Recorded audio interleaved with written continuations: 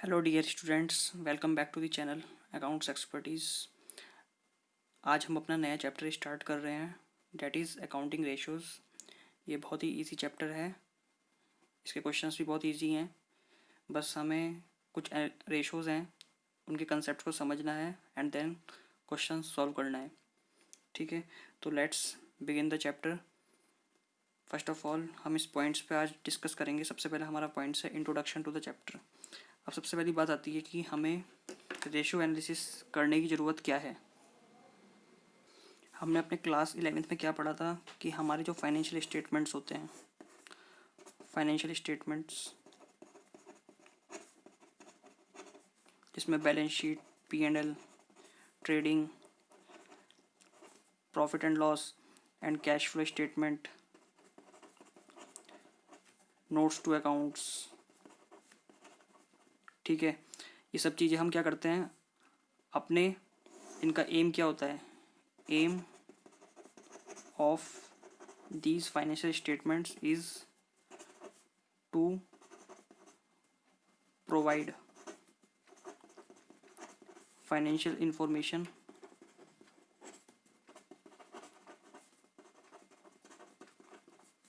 To the किसको? Interested users. ठीक है, इंटरेस्टेड यूज़र्स हमारे कितने तरह के होते हैं? दो तरह के। एक होते हैं एक्सटर्नल यूज़र्स एंड दूसरे इंटरनल यूज़र्स। तो जो ये एक्सटर्नल यूज़र्स होते हैं, ये होते हैं आउटसाइड द ऑर्गेनाइजेशन, जैसे share holders, lenders, creditors, bank. और इंटरनल ऑडिट यूज़र्स कौन होते हैं? Within the company, organisation के अंदर जो यूज़र्स होते हैं, जैसे top level management, middle level management, ठीक है, एम्प्लॉयज़, स्टाफ, एडमिनिस्ट्रेटिव स्टाफ, ये सब क्या है हमारे इंटरनल यूज़र्स। उन सबको क्या पड़ती है ज़रूरत इन फाइनेंशियल स्टेटमेंट्स की। ठीक है, तो फाइनेंशियल स्टेटमेंट्स का क्या एम है? Aim of these financial statements is to provide financial information to the interested users. किस लिए? To meet the needs of interested users. किस लिए? For decision making. इन इंटरेस्टेड यूजर्स को क्या करना है? डिसीजन लेना है। किसके लिए? एक्सटर्नल यूजर्स को किस चीज़ का डिसीजन लेना है? कि हम जैसे शेयर होल्डर है, उसको क्या डिसीजन लेना है कि उसको किसी कंपनी के शेयर में इन्वेस्ट करना चाहिए या नहीं करना चाहिए, कंपनी की रेपुटेशन कैसी है। ठीक है, वो तभी उस चीज़ के लिए वो किसको रेफ़र करेगा? कंपनी के फाइनेंशियल स्टेटमेंट्स को। क्रेडिटर्स है, वो कंपनी को क्रेडिट पे माल बेचे या ना बेचे, उसको सोचने के लिए, उसको डिसीजन लेने के लिए क्या ज़रूरत पड़ेगी? कंपनी के डॉक्यूमेंट्स। वरना वो किससे कैसे पता करेगा कि उसको, मतलब कैसे डिसाइड करेगा वो कि उसको क्रेडिट पे कंपनी को सेल करनी चाहिए या नहीं करनी चाहिए। ठीक है, जैसे बैंक है, बैंक क्या करता है? लोन देता है। लेंडर्स क्या करते हैं? लोन देते हैं। तो वो उनको अपनी सेफ्टी पर्पस के लिए, ताकि उनका पैसा डूब ना जाए। ठीक है, तो वो एक्सटर्नल यूज़र्स हैं हमारी कंपनी के, जो फाइनेंशियल स्टेटमेंट्स को रेफ़र करते हैं कि कंपनी की परफॉर्मेंस कैसी है और कंपनी का फ्यूचर कैसा है, कंपनी की रेपुटेशन कैसी है। ठीक है, तो ये फाइनेंशियल स्टेटमेंट्स एक्सटर्नल और इंटरनल यूज़र्स को एश्योर करते हैं उसकी परफॉर्मेंस के बारे में। ठीक है, तो जैसे लेंडर्स और बैंक्स लोन देंगे तो कंपनी के क्या देखेंगे? कंपनी की लिक्विडिटी और सॉल्वेंसी कैसी है। ठीक है, अगर बेटर है तो उन्हें कोई प्रॉब्लम नहीं होगी कंपनी को लोन देने में। ठीक है, तो ये जो डॉक्यूमेंट्स होते हैं कंपनी की वेबसाइट पर भी पब्लिश होते हैं। ठीक है, और आरओसी में भी, जो कंपनी जहाँ रजिस्टर्ड होती है वहाँ भी ये जो फाइनेंशियल स्टेटमेंट्स होते हैं कंपनी के, वहाँ सबमिट होते हैं। अब ने बात की एक्सटर्नल यूज़र्स को। इंटरनल यूज़र्स को किस लिए ज़रूरत होती है फाइनेंशियल स्टेटमेंट्स की? अपनी परफॉर्मेंस को इम्प्रूव करने के लिए, अपने जो वीक एरियाज़ हैं उनको ठीक करने के लिए। ठीक है, तो एक्सटर्नल यूज़र्स और इंटरनल यूज़र्स को ज़रूरत होती है फाइनेंशियल स्टेटमेंट्स। अब फाइनेंशियल स्टेटमेंट्स को भी वो पूरा पूरा कैसे देखेंगे?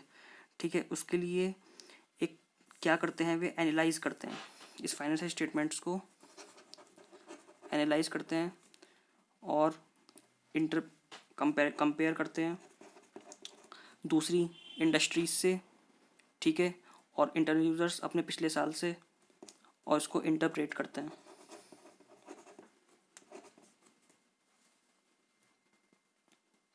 अब इन शेयर होल्डर्स, अब जो ये एक्सटर्नल यूज़र्स और इंटरनल यूज़र्स हैं, इनके पास क्या तरीके हैं कि वो कंपनी की परफॉर्मेंस को एनालाइज कर सके, कंपेयर कर सके, इंटरप्रेट कर सके। तो उसके लिए क्या है, कंपनी के पास, इन यूज़र्स के पास कई तरीके हैं। देखिए, मेथड्स या टेक्निक्स का for analysis of financial statements.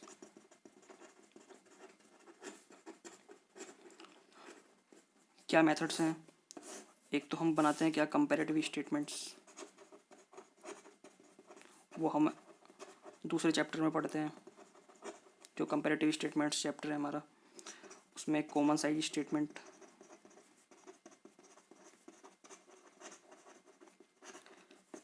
फिर trend analysis and ratio analysis and cash flow statement.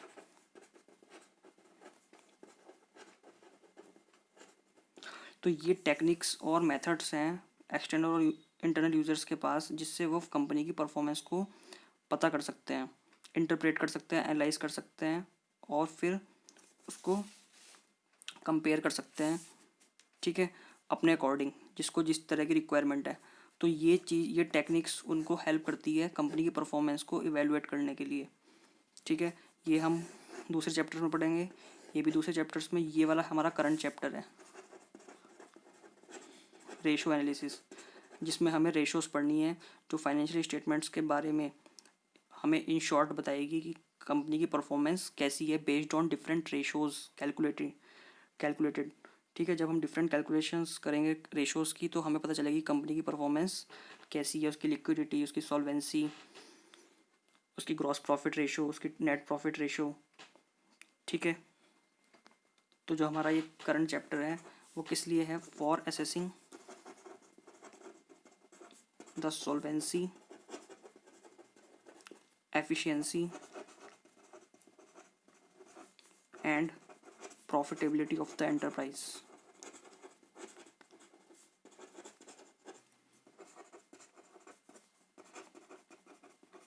हमारा करंट चैप्टर किस लिए होगा, सॉल्वेंसी, कंपनी कितनी सॉल्वेंट है, ठीक है, वो कितने मतलब अपने डेटर्स का क्रेडिट, अपने क्रेडिटर्स का, अपने लेंडर्स और बैंकर्स के लिए वो कितना सॉल्वेंट है, मतलब उनकी जो ऑब्लिगेशंस है कंपनी की, वो कितनी जल्दी उसको फुलफ़िल करती है, उसकी कंपनी की एफिशिएंसी कितनी है, परफॉर्मेंस एंड प्रॉफिटेबिलिटी कैसी है कंपनी की, ठीक है।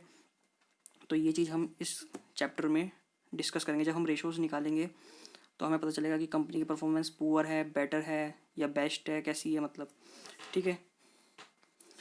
Now our next topic is definition and meaning of accounting ratios. Now we will study the definition of accounting ratios. A ratio is a mathematical number. Ratio क्या है, एक mathematical number है, calculated as a reference to relationship of two or more numbers, ठीक है। हम क्या करते हैं, एक मैथमेटिकल नंबर कैलकुलेट करते हैं रेशो के जरिए। A ratio is a mathematical number, ठीक है, एक मैथमेटिकल नंबर है जिसे हम सिंगल भी बोल सकते हैं। एक सिंगल नंबर में ऐसा निकालते हैं as a reference to relationship of two or more number, दो नंबर के रिलेशनशिप, दो या दो से ज़्यादा नंबर के रिलेशंस को मिलाकर, ठीक है। फाइनेंशियल स्टेटमेंट्स में हमारी खूब सारी जो होती हैं आइटम्स दे रखी होंगी, जिसके बेस पर हमें क्या करना होगा, रेशो कैलकुलेट करनी होगी। वही रेशो हमारा क्या होता है, एक मैथमेटिकल नंबर, या तो वो फ्रैक्शन होगा या प्रोपोर्शन होगा या क्या कहते हैं परसेंटेज होगा, या नंबर ऑफ टाइम्स में होगा कि ये इतना टाइम्स है, या परसेंटेज में होगा या फ्रैक्शन में होगा, ठीक है। And can be expressed as a fraction, proportion, percentage and number of items. तो रेशो क्या है, एक मैथमेटिकल नंबर है जो हम किसके रिलेशनशिप से निकालते हैं, दो या दो से ज़्यादा जो आइटम्स दे रखी हैं फाइनेंशियल स्टेटमेंट्स के, उसके बेस पर हम जो मैथमेटिकल नंबर कैलकुलेट करते हैं, that is our ratio. When the number is calculated by referring to accounting numbers derived from financial statement, it is termed as accounting ratios। जब हम कोई नंबर कैलकुलेट करते हैं फाइनेंशियल स्टेटमेंट्स की items को refer करके, तो वो हमारी क्या निकलती है, अकाउंटिंग रेशो। जैसे लेट सपोज एग्जांपल के लिए gross profit ratio. Gross profit ratio के लिए हमें क्या चाहिए होता है, एक तो ग्रॉस प्रॉफिट अपॉन और नेट सेल्स इनटू 100। तो ये क्या है, हमारी ग्रॉस प्रॉफिट रेशो, जो हम किस में कैलकुलेट करते हैं, परसेंटेज में। सिमिलरली नेट प्रॉफिट के लिए क्या, नेट प्रॉफिट होना चाहिए, ये हमें फाइनेंशियल स्टेटमेंट्स की फिगर्स, हमें फाइनेंशियल स्टेटमेंट जो हम बनाते हैं उसमें क्या होता है, ग्रॉस प्रॉफिट भी दिया होता है, हमारी सेल्स भी दी हुई होती है। ऐसी ये हमारे ट्रेडिंग का पार्ट है, ठीक है, और नेट प्रॉफिट हमारा P&L का पार्ट है। तो ये क्या है, divide by net sales into 100। तो ये हमारा क्या आ जाएगा, ये भी परसेंटेज में नेट प्रॉफिट का। तो दो या दो से ज़्यादा आइटम्स की रिलेशनशिप बनाकर जो हमारा नंबर कैलकुलेट हो रहा है, that is ratio. It can be a percentage, a fraction, proportion और नंबर ऑफ टाइम्स, ठीक है। तो ये हमारा क्या हो सकता है, एक परसेंटेज भी हो सकता है जो हमने यहाँ पे कैलकुलेट किया ग्रॉस प्रॉफिट रेशियो, फ्रैक्शन, ठीक है, proportion and number of times की ये चीज़ इतने इसके टाइम्स है, ठीक है, ठीक है। Now let's begin the third point, what are the objectives of ratio analysis. Now, what are the objectives of ratio analysis? It provides a lot of information which helps analyst. Ratio analysis क्या provide करती है, lot of information, जो analyst मतलब जो company के financial statements को analyse कर रहा है, दैट इज़ इंटरनल और एक्सटर्नल यूज़र्स, जो हमने अभी पढ़ा पहले, इंटरनल यूज़र्स और एक्सटर्नल यूज़र्स जो एनालाइज कर रहे हैं वही क्या हुए, एनालिस्ट हुए। तो एनालिस्ट कौन करता है, या तो बाहर वाले पर्सन कंपनी से, या कंपनी के अंदर वाले पर्सन। किस लिए, to know the areas of business which need more attention. अब रेशियो एनालिसिस का क्या मोटिव है, क्या ऑब्जेक्टिव है, कि कौन से एरियाज ऐसे हैं जिनको ज़्यादा अटेंशन की ज़रूरत है। अगर कहीं पे वीकनेस है तो उस वीकनेस पर क्या रखना है, अटेंशन रखना है, ताकि वो वीकनेस दोबारा रिपीट ना हो। To know the potential areas which can be improved with the effort in right direction. उन पोटेंशियल एरियाज़ को जानना है जो इम्प्रूव हो सकते हैं, मतलब कि जो सही ठीक तरह से चल रहे हैं, लेकिन अगर थोड़ा सा और एफर्ट किया जाए तो राइट डायरेक्शन में, तो वो और भी ज़्यादा इम्प्रूव हो सकते हैं। Third one, the two provide a deeper analysis of the profitability, liquidity, solvency and efficiency in business. Ratio analysis क्या करता है, प्रोवाइड करता है एक डीप एनालिसिस, किस चीज़ का, profitability, liquidity, solvency and efficiency. Profitability मतलब कंपनी का प्रॉफिट कैसा है, कंपनी की लिक्विडिटी मतलब कंपनी के जो एसेट्स, करंट एसेट्स हैं, वो कितनी ईजिली कैश में कन्वर्टेड है, कैश में कन्वर्टिबल है, ठीक है। सोल्वेंसी, कंपनी कितनी जल्दी से किसी भी अमाउंट को पे करने में सक्षम है, मतलब ठीक है, कोई भी डेटर्स से, लेंडर से पैसा लिया हुआ है, कितनी जल्दी वो उसको उतार सकती है। एफिशिएंसी इन बिजनेस, बिजनेस की एफिशिएंसी कितनी है। तो ये किसके बेस पर हमें पता चल सकता है, on a deeper analysis of profitability, liquidity, solvency और एफिशिएंसी इन द बिजनेस की डीपर एनालिसिस किसके बेस पे हो सकती है, हमारी रेशो एनालिसिस के बेस पर। To provide information for making analysis by comparing performance with the best industry norms. Ratio analysis क्या करती है, प्रोवाइड करती है इन्फॉर्मेशन फॉर मेकिंग एनालिसिस, ठीक है, किस लिए, क्या एनालिसिस करने के लिए, comparing performance with the best industry standards, मतलब कि कंपनी के आउटसाइड द कंपनी जो इंडस्ट्री के बेस्ट स्टैंडर्ड्स चल रहे हैं। कोई भी चीज़ हम किसी से कंपेयर करते हैं तो क्या देखते हैं कि उसका स्टैंडर्ड क्या है परफॉर्मेंस का, ठीक है, उसका बेस्ट लेवल क्या है। तो जो रेशो है वो हमें इंफॉर्मेशन प्रोवाइड करती है फॉर मेकिंग एनालिसिस, ताकि हम एनालाइज कर सकते हैं अपनी परफॉर्मेंस किससे, कंपनी बेस्ट इंडस्ट्री स्टैंडर्ड से। जब तक हम सामने वाले से अपनी परफॉर्मेंस को कंपेयर नहीं करेंगे, तब तक हमें अपनी वीकनेस या अपनी स्ट्रेंथ का कैसे पता चलेगा, जब तक हम अपने सामने वाले की कंपेयर नहीं करेंगे तब तक हमारी वीकनेस और स्ट्रेंथ के बारे में हमको पता नहीं चल पाएगा। तो इसलिए रेशियो एनालिसिस क्या करती है, उस वीकनेस को पता लगाने के लिए क्या करती है, हमें इन्फॉर्मेशन प्रोवाइड करती है ताकि हम उस इन्फॉर्मेशन को एनालाइज करके अपनी परफॉर्मेंस बेस्ट इंडस्ट्री स्टैंडर्ड्स की जो बनाए हुए हैं उससे कंपेयर करके अपनी परफॉर्मेंस को पता लगा सकें। To provide information useful for making projections and estimates for future. Ratio analysis क्या करता है, प्रोवाइड करता है इन्फॉर्मेशन जो हमारे फ्यूचर के प्रोजेक्शंस और एस्टिमेट्स के लिए बहुत यूज़फुल होता है। लेट सपोज आज हमने ग्रॉस प्रॉफिट 10% कमाया इस साल, तो हम क्या करेंगे, रेशियो एनालिसिस के बेस पर हम ये टारगेट सेट कर सकते हैं कि अब हमें अगले साल थोड़ा और इम्प्रूव करनी है परफॉर्मेंस और अपने 10% के प्रॉफिट को 12% तक ले जाना है। तो ये थे हमारे objectives of ratio analysis. Next our new topic is advantages of ratio analysis. Now what are the advantages of ratio analysis. हम जो रेशियो एनालिसिस करते हैं उसके एडवांटेज क्या है, helps to understand the efficiency of the business. Efficiency means impact और influence.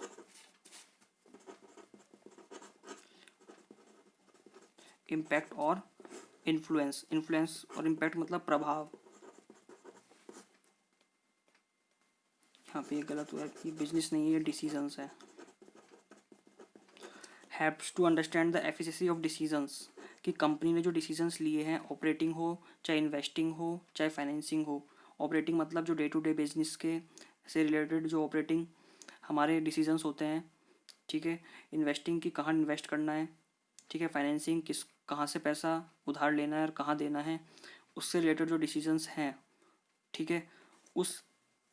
वो decisions कितने पावरफुल, उनका कितना इम्पैक्ट हुआ है हमारे बिजनेस पर, उसको अंडरस्टैंड करने में हेल्प करती है ratio analysis. Help in comparative analysis. Ratio analysis जैसे हमने ऑब्जेक्टिव्स में भी पढ़ा था कि यह कंपैरेटिव एनालिसिस करती है, मतलब कि हमारी इंट्रा फर्म या इंटर फर्म, हमारे विद इन द कंपनी, कि हमारा पिछले साल क्या प्रॉफिट था, इस साल क्या होना चाहिए, कितनी एफिशिएंसी थी पिछले साल, इस साल कितनी होनी चाहिए, और दूसरी कंपनी की जो सेम इंडस्ट्री की है उसकी और हमारी परफॉर्मेंस में कितना कंपैरेटिव के लिए क्या करती है, ये कंपैरिजन का एक प्लेटफॉर्म प्रोवाइड करती है। रेशियो एनालिसिस हमको हेल्पफुल इन कंपैरेटिव एनालिसिस मतलब एक प्लेटफॉर्म प्रोवाइड करती है कि हम अपने और दूसरी कंपनी में कंपेयर कर सके अपनी परफॉर्मेंस में दूसरी कंपनी से, और अपनी कंपनी में ही हम पिछले साल से इस साल में कंपैरिजन कर सकें। Identification of problem and bright areas. Ratio analysis help करती है हमारे प्रॉब्लम एरियाज़ हैं और ब्राइट एरियाज़, जो हमारे लिए एक पॉजिटिव एरियाज़ हैं और पॉजिटिव एरियाज़ है, ब्राइट मतलब पॉजिटिव एरियाज़ है, और ये नेगेटिव एरियाज़। तो रेशियो एनालिसिस हमें क्या प्रोवाइड करती है, वो एरियाज़ प्रोवाइड करती है, उस एरियाज़ के बारे में बताती है जो हमारे लिए पॉजिटिव हैं, जिससे हमारी कंपनी को बेनिफिट होगा, कंपनी की एफिशिएंसी में इम्प्रूवमेंट होगा, परफॉर्मेंस में इम्प्रूवमेंट होगा। और प्रॉब्लम एरियाज़ के बारे में बताती है कि जो कंपनी के बीच में मतलब कंपनी की परफॉर्मेंस में एक रुकावट है, ठीक है।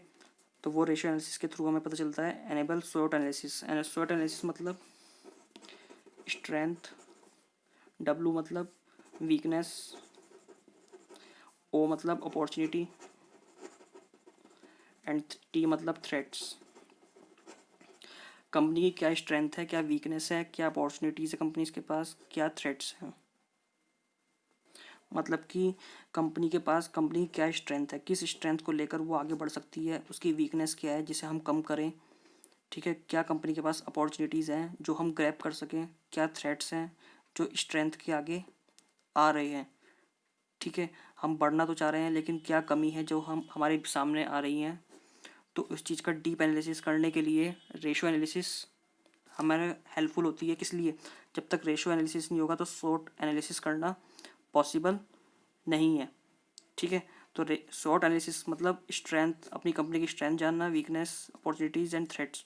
इस बारे में हम तभी पता कर सकते हैं जब हमारे पास एनालिसिस का कोई टूल होगा।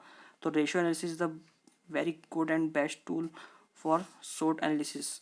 वेरियस कंपेरिजन्स, जो भी हम कंपैरिजन करते हैं इंट्रा फर्म, ये हमने ऊपर भी पढ़ लिया है कि वेरियस कंपैरिजन्स जो होते हैं उसके लिए भी रेशियो एनालिसिस बहुत हेल्पफुल है। इसमें हमने पढ़ा था आइडेंटिफिकेशन ऑफ प्रॉब्लम, जो एरियाज़ हमारे प्रॉब्लम हैं, जिन एरियाज़ में हमारे प्रॉब्लम है उनको हमें रिमूव करना है, उन प्रॉब्लम्स रिमूव भी करना है और हमें उस पर अटेंशन भी रखना है जो हमारे बिजनेस की एफिशिएंसी में प्रॉब्लम्स आ रही हैं और जो हमारे पास अपॉर्चुनिटीज़ हैं, जो ब्राइट एरियाज़ हैं हमारे, उसको और इम्प्रूव करना है। Now the limitation, last topic is limitation of ratio analysis, limitation of accounting data. अब अकाउंटिंग डाटा के ऊपर सारी डिपेंडेंसी है। अगर हमारा अकाउंटिंग डाटा एक्यूरेट नहीं होगा तो हमारी रेशो भी कैसी होगी, इनएक्यूरेट आएगी। तो सारी रेशो एनालिसिस किसके ऊपर डिपेंड करती है, अकाउंटिंग डाटा के ऊपर। हमने क्लास 11th में ही पढ़ा था कि हमारा डाटा कैसा होना चाहिए, based on the generally accepted accounting principles, basic accounting concepts और जो कन्वेंशंस हमने पढ़ी थी, ठीक है, उसके बेस पर अगर हमारा डाटा बना है तो हमारी रेशियो एनालिसिस सक्सेसफुल होगी, बेटर होगी और हम एनालाइज करने में हम एक्सटर्नल और इंटरनल यूज़र्स को कोई दिक्कत नहीं आएगी। Ignores price level changes, ratio analysis क्या करता है, प्राइस लेवल को इग्नोर करता है। आज प्राइस की वैल्यू क्या हो रही है, दिनों दिन घटती जा रही है जैसे जैसे इन्फ्लेशन हो रहा है, ठीक है। तो हम अगर कंपैरिजन करें पिछले साल से इस साल को तो वो एक रेशियो एनालिसिस के लिए एक लिमिटेशन है, ठीक है, क्योंकि वो प्राइस लेवल हर साल एक जैसा नहीं है ना, तो रेशियो एनालिसिस में क्या होगा, फ़र्क पड़ेगा उस चीज़ का। Ignores non monetary aspect, ratio analysis क्या करती है, केवल मॉनेटरी एस्पेक्ट्स को, क्योंकि हमने क्लास 11 की स्टार्टिंग से ही पढ़ा है कि हमारे जो अकाउंटिंग है वो केवल मॉनेटरी एस्पेक्ट्स को ही कवर करती है, नॉन मॉनेटरी एस्पेक्ट्स को कवर नहीं करती। इसलिए रेशो एनालिसिस की लिमिटेशन है कि वो नॉन मॉनेटरी एस्पेक्ट्स की रेशो नहीं निकाल सकती। वेरिएशंस इन अकाउंटिंग प्रैक्टिसेस, हमारी कंपनी किस चीज़ को प्रैक्टिस कर रही है, किस चीज़ को फॉलो कर रही है। हमारा वैल्यूएशन, इन्वेंट्री वैल्यूएशन का मेथड अलग है, सामने वाला का अलग है, ठीक है। हमारा डेप्रिसिएशन का मेथड अलग है और सामने जिससे हम कंपैरिजंस कर रहे हैं उसका डेप्रिसिएशन का मेथड डिफरेंट है, या हमारा ही एक साल में कोई पॉलिसी डिफरेंट है, दूसरे साल में कोई डिफरेंट है। तो इससे क्या होगा, हमारे जो फाइनेंशियल स्टेटमेंट्स है उसका उसके ऊपर इम्पैक्ट पड़ेगा, ठीक है ना। तो अगर हम प्रैक्टिसेस डिफरेंट फॉलो करते हैं हर साल, ठीक है, डिफरेंट ईयर्स में different policy practices, accounting practices follow करते हैं, या डिफरेंट कंपनीज़ की हम प्रैक्टिसेस जो कर रही हैं, अलग अलग डिफरेंट प्रैक्टिसेस कंपनी फॉलो कर रही हैं, तो उसमें कंपैरिजन कर रहे हैं, तो हम क्या करेंगे, फिर उसमें कंपैरिजन नहीं कर पाएंगे, ठीक है ना। अगर हमारी फिगर्स डिफरेंट हुई तो रेशियो एनालिसिस में क्या होगा, वो रेशो वही निकल के आएगी जो फाइनेंशियल स्टेटमेंट में फिगर्स दे रखी हैं उसके बेस पर रेशो निकल के आएगी। तो हमारा रेश उसमें क्या होगा, हमारा जो हम जो कंपैरिजन करेंगे तो उसमें भी क्या आएगा, वेरिएशन आएगा। तो ये तो है हमारे लिमिटेशंस ऑफ रेशियो एनालिसिस, ठीक है। आज हमने कौन कौन से टॉपिक्स डिस्कस किए, एक तो चैप्टर के बारे में इंट्रोडक्शन पढ़ा, meaning of accounting ratios, objectives of ratio analysis, हम रेशियो एनालिसिस क्यों करते हैं, उसके एडवांटेजेस क्या हैं, लिमिटेशंस क्या है, ठीक है। नेक्स्ट सेशन में हमारा प्रैक्टिकल पार्ट स्टार्ट हो जाएगा, ठीक है। हम डिफरेंट रेशियोज़ के बारे में पढ़ेंगे और उसके साथ साथ उसके प्रैक्टिकल क्वेश्चंस भी करेंगे, ठीक है स्टूडेंट्स। आज के लिए इतना ही, मिलते हैं नेक्स्ट सेशन में with new concept and questions. तब तक के लिए बाय एंड टेक केयर।